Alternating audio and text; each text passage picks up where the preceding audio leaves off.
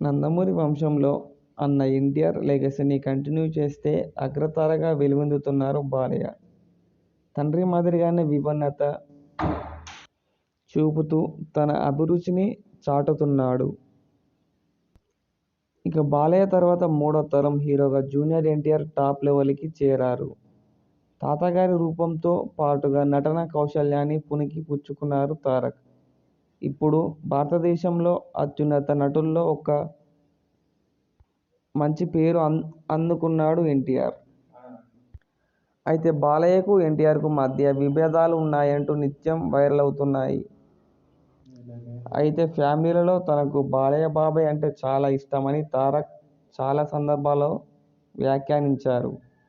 బాలయ్య కూడా ఎన్టీఆర్ని చాలా సందర్భాల్లోకి దగ్గరికి తీసుకున్నాడు.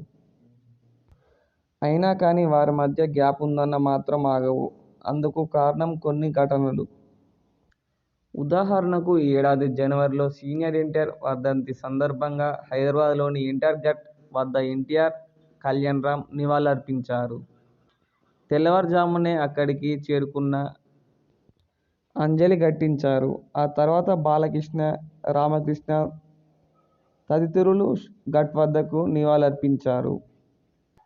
అయితే ఘాట్ వద్ద సీనియర్ ఎన్టీఆర్, జూనియర్ ఎన్టీఆర్తో పాటు హరికృష్ణ, కళ్యాణ్రామ్ ఫోటోలతో కూడిన ఫ్లెక్సీలను జూనియర్ అభిమానులు ఏర్పాటు చేశారు. అయితే బాలకృష్ణ కారెక్కి అలా వెళ్లారో లేదో కొంతమంది జూనియర్ ఎన్టీఆర్ ఫ్లెక్సీలను అక్కడి నుంచి తొలగించారు.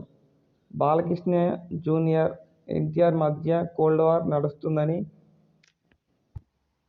బాలయ్య చెబితేనే ఫ్లెక్సీలు తొలగించారనే ప్రచారం జరుగుతోంది.